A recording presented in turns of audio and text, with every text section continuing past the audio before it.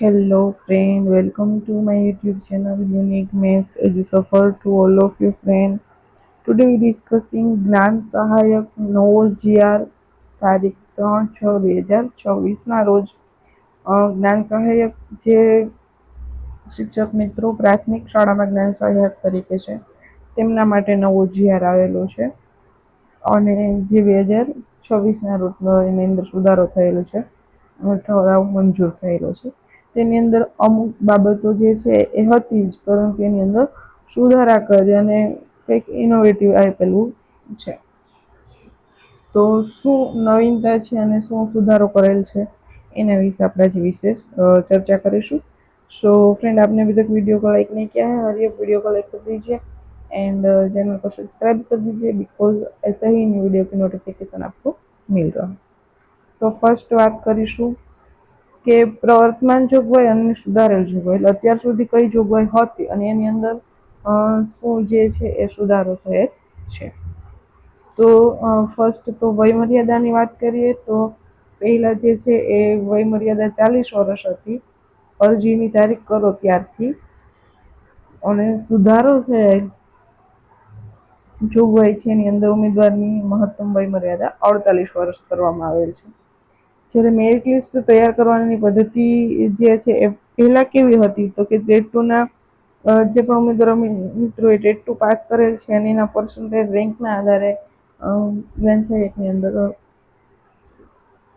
Merit list તૈયાર કરવામાં આવતું હતું. જ્યારે હવે કેવી રીતે થશે તો કે હવે 1 થી 5ની અંદર જે વિદ્યાર્થી મિત્રોએ ટેટ 1 પાસ કરેલ છે અને 6 થી 8 માટે ટેટ 2 પાસ કરેલી છે તો એમના પરિણામના ઉત્તીર્ણ થયેલા ઉમેદવારો દ્વારા મેળવેલ ગુણના આધારે મળશે. ફર્સ્ટ ઓફ ઓલ, જ્યારે ટેટ 1ના ઉમેદવાર નહોતા ત્યારે બધી 1 થી 8ની પ્રક્રિયા ટેટ 2 ઉપર આધારિત હતી, પરંતુ હાલ આપણી આગળ ટેટ 1ના ઉમેદવારો છે તો 1 થી 5 માટે એ લોકોને ચાન્સ આપવામાં આવશે જ્ઞાન સહાયક તરીકે ટેટ 1ના ઉમેદવારને, અને જો તેમની જગ્યા ખાલી રહેશે તો ટેટ 2ના ઉમેદવારને તેની અંદર ભરતીમાં સમાવેશ કરવામાં આવશે. અને વાઇસ વર્સા છે કે ટેટ 2માં જો ઉમેદવાર નથી અને ટેટ 1ના ઉમેદવાર છે તો ટેટ 1ના ઉમેદવારને ટેટ 2ની એટલે કે 6 થી 8ની જગ્યાને ની અંદર એમનો સમાવેશ કરી અને જે જગ્યાની પૂર્ણતા કરવામાં આવશે એનું આગળ વાત કરેલી છે ત્યારે જોઈએ. ત્યારબાદ જ્ઞાન સહાયકની નિમણૂક માટેની જગ્યાઓ, આ જે વાત હતી એ જ્ઞાન સહાયકની સેવાકીય વિગતો વિશે, અને હવે વાત કરીશું કે માર્ગદર્શક સૂચનાઓ અને શરતો. તો શું સુધારો થયો છે એના વિશે વાત કરીએ. જ્યારે પહેલા જે છે એ જ્ઞાન સહાયકની અંદર mission school of excellence SOE સ્કૂલમાં ને જ જ્યારે જ્ઞાન સહાયક વિદ્યાર્થી શિક્ષક મિત્રોને ફાળવવામાં આવતા હતા, અને હવે સુધારો કરેલ જોગવાઈની અંદર શું કહેવા માંગે છે એના વિશે ચર્ચા કરીએ તો મિશન સ્કૂલ ઓફ એક્સલન્સ હેઠળ આવરી લેવાયેલી સરકાર પ્રાથમિક શાળાઓ તેમજ નોન એસઓઈ એટલે કે જે સ્કૂલ ઓફ એક્સલન્સની અંદર નથી આવતી એવી શાળાઓ ઉપરાંત અનુદાનિત પ્રાથમિક શાળાઓમાં મંજૂર મહેકમ સામે ખાલી જગ્યા હોય અથવા તો 2 માસ કરતાં વધુ સમય માટે કોઈ શિક્ષક અગાઉથી મંજૂર કરાવીને રજા પર જતો રહ્યો હોય તેવા કિસ્સામાં જિલ્લા શિક્ષણાધિકારી શ્રી, જિલ્લા પ્રાથમિક શિક્ષણાધિકારી શ્રી, શાસનાધિકારી શ્રી, મહાનગરપાલિકાની અંદર શાસનાધિકારીઓ શ્રી ખાલી જગ્યા પર જ્ઞાન સહાયક નિમવા માટે જિલ્લામાં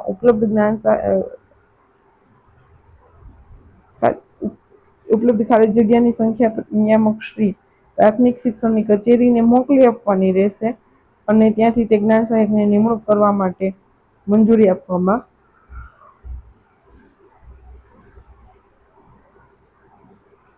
આવે છે. જ્યારે અત્યાર સુધી કેવું બનતું હતું કે જે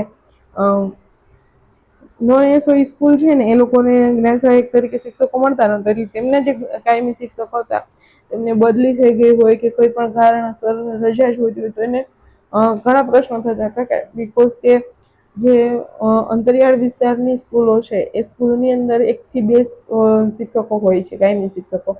તો જો એ લોકોને જ્ઞાન સહાયકની સહાય મળી જાય તો એ લોકો પોતાનું કામ સારી રીતે કરી શકે.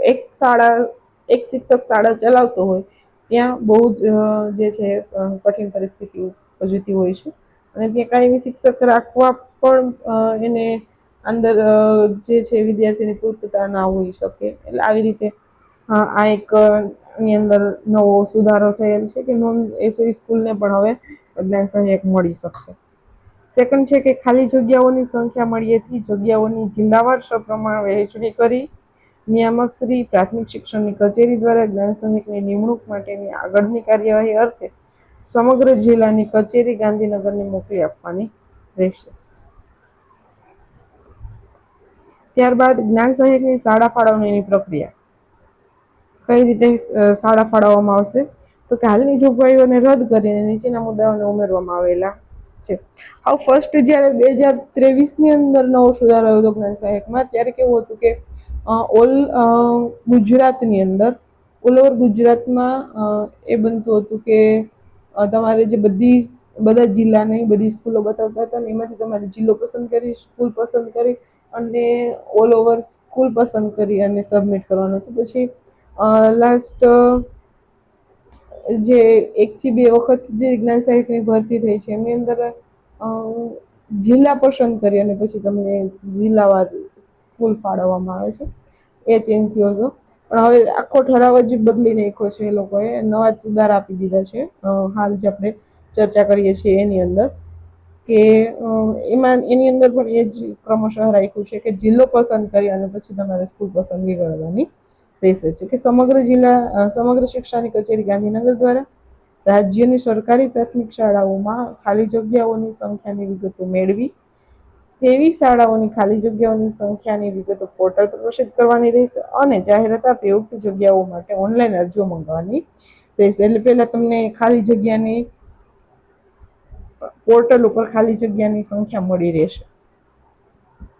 પછી તમારી અનુકૂળતા પ્રમાણે તમારે જિલ્લો ચોઈસ કરી અને એ જિલ્લાની અંદર ફોર્મ ભરી અને ત્યાં આગળ કાર્યવાહી કરવાની રહેશે. એટલે તમારે ખાસ જગ્યાઓની પોર્ટલ ઉપર જે ખાલી જગ્યાની વિગતો મળે એ જોઈ અને પછી જ ફોર્મ ભરવાનું રહેશે. બીકોઝ તમે જે તમારા જિલ્લાની અંદર ભરો છો પણ તમારા જિલ્લાની અંદર 5 જ જગ્યા ખાલી હોય અને બાજુના જિલ્લામાં 15 જગ્યા ખાલી હોય તો હિતાવહ રહેશે કે આપણે બાજુના જિલ્લાની અંદર ફોર્મ ભરે. એટલે આ પોર્ટલ ઉપર છે ખાલી જગ્યાનું જે વિગતો છે એ મોકલવામાં આવી જશે.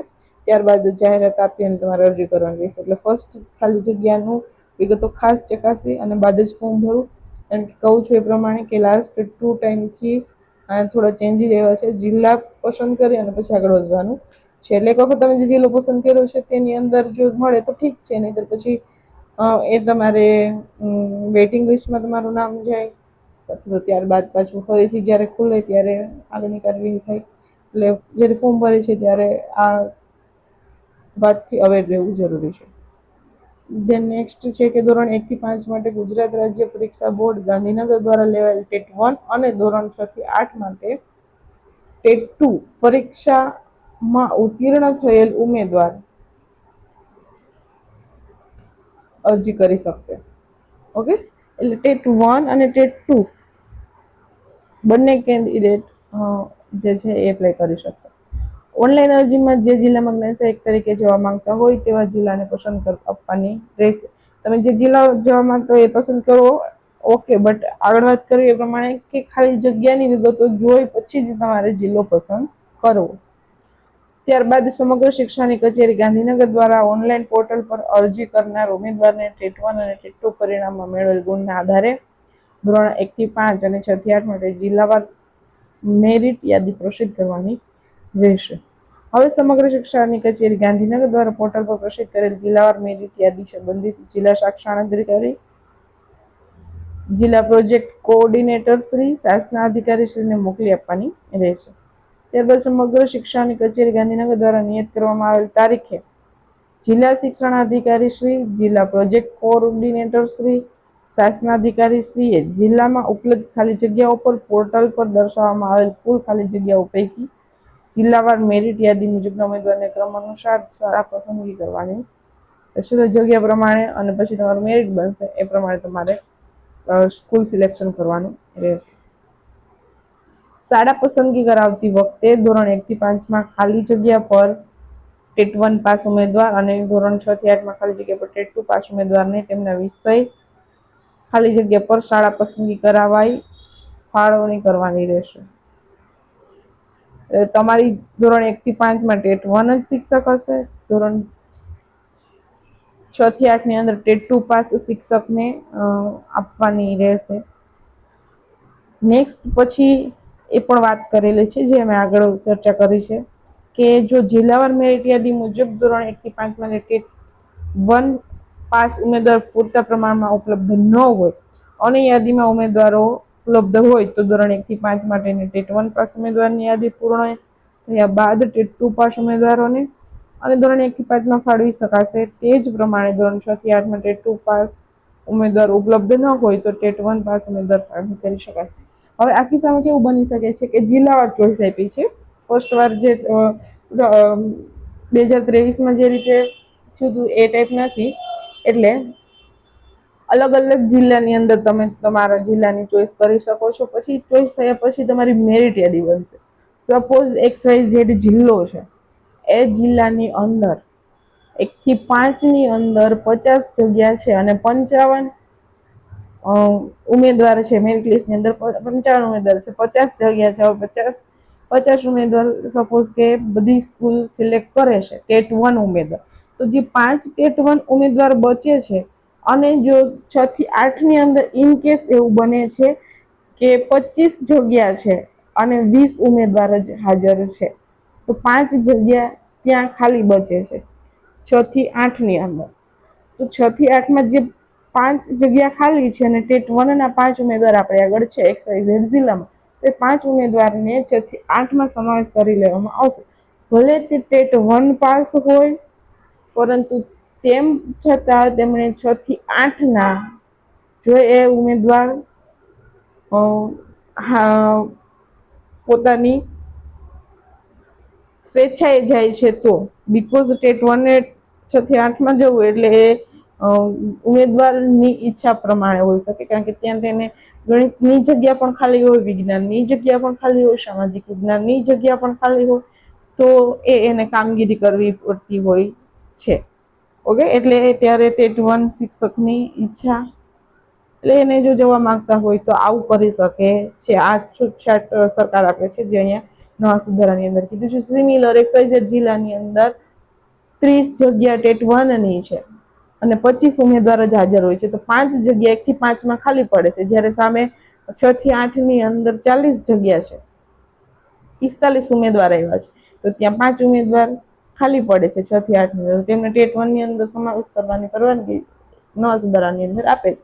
ત્યાં એવું થશે કે ટેટ 2 ઉમેદવાર છે એ ઓબ્વિયસલી ટેટ 1 ની અંદર કામ કરી શકે, 1 થી 5 માં કરી શકે છે, બીકોઝ અત્યાર સુધી જે ચાલ્યું છે 2 વર્ષમાં એ ટેટ 2 ઉમેદવાર 1 થી 5 ની અંદર કાર્યરત હતા. ઓકે, તેમની જે એલિજિબિલિટી જે છે એ તો 6 થી 8 ના શિક્ષક માટે હતી, પરંતુ આપણા કંઈક ને કંઈક સરકારના 1 થી ટેટ 1 વાળા ઉમેદવાર મળતા નહોતા, એ સંજોગોમાં ત્યારે તેને આવી રીતે 6 થી 8 ના શિક્ષકોને ટેટ 2 પાસ ઉમેદવારને 1 થી 5 ની અંદર કામગીરી માટે મૂકેલ હતા. તો આ વખતે વૈશા વર્ષે બોથની અંદર તમે જોઈ શકો છો. એ સિચ્યુએશન ડિપેન્ડ કરે છે. હવે એ XYZ જિલ્લાના ઉમેદવાર હોય અને જગ્યા ખાલી હોય તો એ પછી બીજા જિલ્લાના ઉમેદવાર ત્યાં આવી શકે એવો અહીંયા કઈ ઉલ્લેખ નથી. હાલ તો જે જિલ્લામાં તમે ફોર્મ ભરેલું છે એની મેરિટ યાદી બને છે, અને જો આવો કિસ્સો થાય છે તો એ કરેલ છે. એવું પણ બની શકે બીજા જિલ્લામાં તો લોટ ઓફ ઉમેદવારે ફોર્મ ભરેલા હોય, જગ્યા ઓછી હોય, પણ છતાં પણ ત્યાં વધારે ફોર્મ ભરેલ હોય મેગા સિટીની અંદર, તો ત્યાંથી ઉમેદવારને લઈ અને જે છે બેકવર્ડ એરિયાની અંદર અથવા એવા જિલ્લાની અંદર તમે જઈ શકો, એવો અહીંયા કોઈ ચાન્સ છે નહીં. તો પણ પછી ત્યારે આગળ જે ડિસાઈડ થાય ને અહીંયા કોઈ એવો ઉલ્લેખ છે નહીં. નેક્સ્ટ છે કે શાળા પસંદગી મુજબ જે શાળા ફાળવેલ હોય તો તે શાળાની સંબંધિત શાળા વ્યવસ્થાપન સમિતિએ ફાળવેલ ઉમેદવાર સાથે કરાર કરે તેમને તે શાળામાં જ્ઞાન સહાયક તરીકે રાખવાના રહેશે. જે આગળ પણ SMC કરાર કરતી હતી એ જ રીતે કરાર કરવાના રહેશે. પોર્ટલ પર દર્શાવવામાં આવેલ જિલ્લાવાર કુલ ખાલી જગ્યાઓ પર શાળા પસંદગીની કાર્યવાહી પૂર્ણ થયા બાદ મેરિટ યાદીના બાકી રહેલ ઉમેદવારને પ્રતીક્ષા યાદીના ઉમેદવાર તરીકે ગણવાના રહેશે. હવે 20 જગ્યા હોય અને 20 જગ્યા હોય ને 30 ઉમેદવારે ફોર્મ ભર્યા, જે 10 ઉમેદવાર છે એ વેઇટિંગ લિસ્ટના લિસ્ટમાં જશે મેરિટ યાદીના, વેઇટિંગ લિસ્ટમાં જશે. આગળના ઉમેદવાર જે છે એ સિલેક્ટ થશે. હજુ એમાંથી ઉમેદવાર ના આવે ને કોઈ કારણસર, તો વેઇટિંગ લિસ્ટના જે ઉમેદવાર છે એને ત્યાં મૂવ ઓન કરવામાં આવશે. અથવા તો પછી આગળ પ્રમાણે કોઈ કાર્યવાહી હોય ત્યારે વેઇટિંગ લિસ્ટના ઉમેદવારને બોલાવવામાં આવશે. જો જે જિલ્લામાં પોર્ટલ પર દર્શાવવામાં આવેલ કુલ ખાલી જગ્યાઓ પૈકી જે જિલ્લામાં પૂરતા ઉમેદવાર ન મળે તેવી સ્થિતિમાં સમગ્ર શિક્ષાની કચેરી ગાંધીનગર દ્વારા સામાન્ય તબક્કા મારફતે નવેસરથી અરજીઓ મંગાવવાની રહેશે. ઓકે, જો કોઈ જિલ્લાની અંદર એ રીતના પછાત જિલ્લો હોય, સપોઝ એક્ઝામ્પલ દઈએ છે, તો ત્યાં 10 જગ્યા માટે પણ 5 અરજી નથી જોતી, 10 જગ્યા માટે 5 અરજી નથી જોતી, તો તે જગ્યા 5 પૂરાય તો પણ પૂરાય. જે કેન્ડિડેટે 5 ફોર્મ ભર્યા છે એ એપ્લાય કર્યું હોય પણ તે લે એ પણ 5 જગ્યા પૂર્ણતા થાય પણ ખરે ન પણ થાય, એટલે તો ના થાય તો પછી 8 છે, 7 છે, આ રીતે જગ્યા ખાલી રહી, તો તેમને પાછું નવેસરથી પ્રક્રિયા કરવી પડે. સામાન્ય તબક્કા મારફતે નવેસરથી અરજીઓ મંગાવવાની રહેશે, જગ્યા ખાલી નથી રાખવાની. જો પ્રથમ તબક્કામાં જે તે જિલ્લાની પ્રતીક્ષા યાદીમાં પસંદગી પામેલ જ્ઞાન સહાયક ઉમેદવાર સામાન્ય તબક્કામાં ભાગ લેવા માંગતા હોય, પહેલા તબક્કામાં પ્રતીક્ષા યાદીમાં છે, હવે એને પાછું સામાન્ય તબક્કામાં ભાગ લેવો છે, તેવા ઉમેદવારે શું કરવાનું, તો કે તેવા ઉમેદવારે સંબંધિત જિલ્લાની પ્રતીક્ષા યાદીમાંથી નામ કમી કરાવવાનું રહેશે. તેમજ તે અંગેનું સંબંધિત જિલ્લા પ્રાથમિક શિક્ષણાધિકારીશ્રીનું પ્રમાણપત્ર અપલોડ કરવાનું રહેશે. પ્રથમ તબક્કામાં ભાગ લીધો છે અને પ્રતીક્ષા યાદીમાં નામ જતું રહ્યું છે, તો તમારે વેઇટિંગ લિસ્ટમાં નામ રાખવું છે કે પછી સામાન્ય તબક્કામાં જવું છે. તો જો સામાન્ય તબક્કામાં જવું હોય તો તેની પ્રોસેસ જિલ્લા શિક્ષણ અધિકારીશ્રીનો કોન્ટેક્ટ કરીને તેનું તે પ્રમાણપત્ર આપે કે તમારું નામ મેરિટ લિસ્ટમાંથી કમી થઈ ગયું છે, એ પ્રમાણપત્રને અપલોડ કરી અને પછી તમે સામાન્ય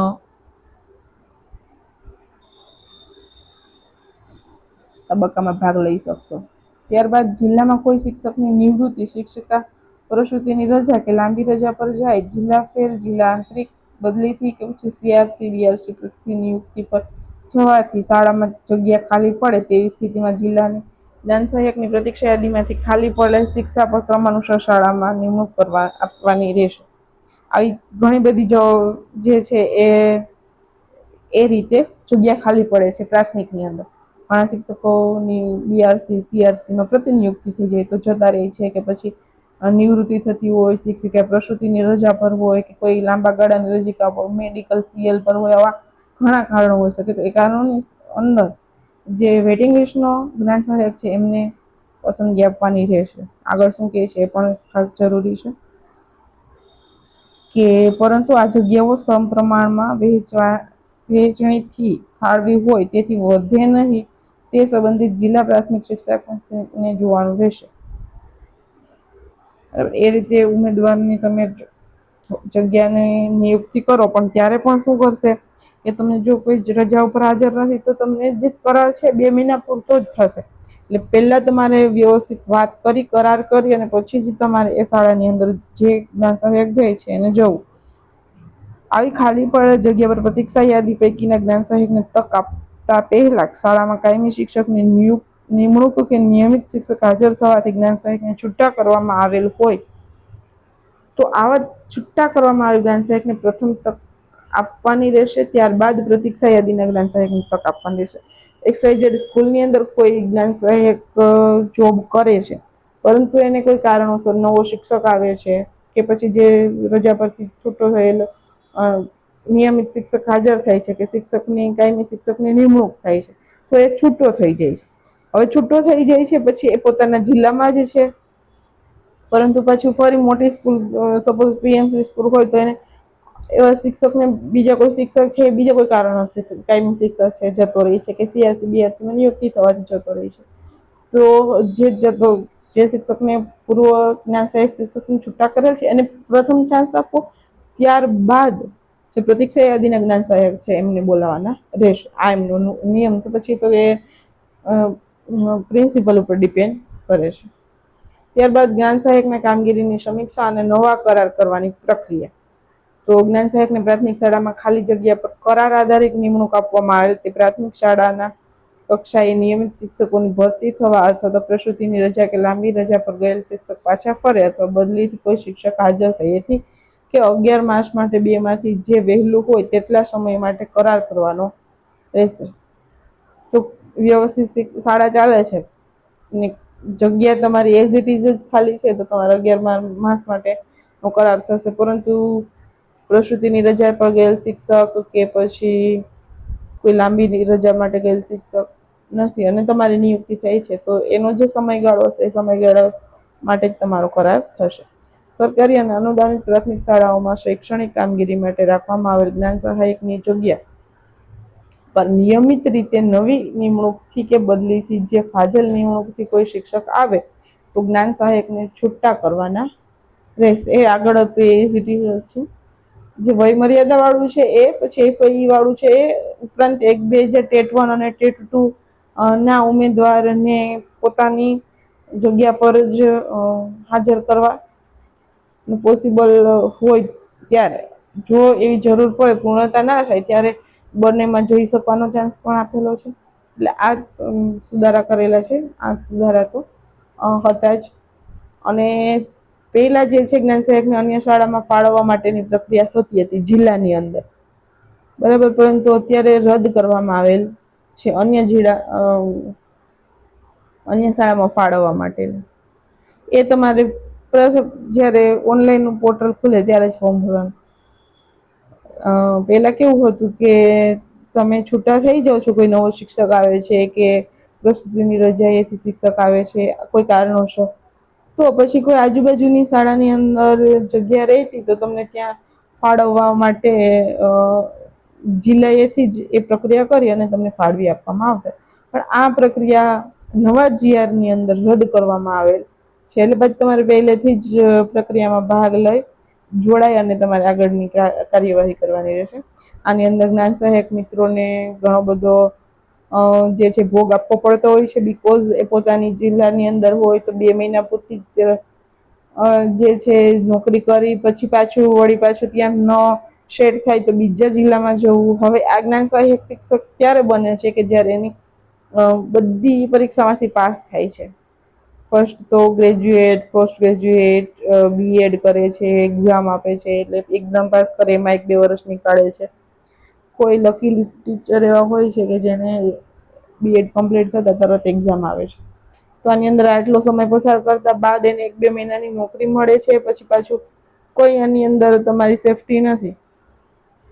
2 મહિનાની અંદર તમને છૂટા કરી દે પછી પાછું તમે અન્ય જિલ્લામાં જાઓ છો ત્યારે તમે અત્યારે આ તમારી લાઈફના ફેઝ ઉપર હોવ છો કે તમે અહીંથી તઈ ચેન્જ કરવું હોય તમારા માટે ઈઝી નથી હોતું. એટલે આવું બધું છે.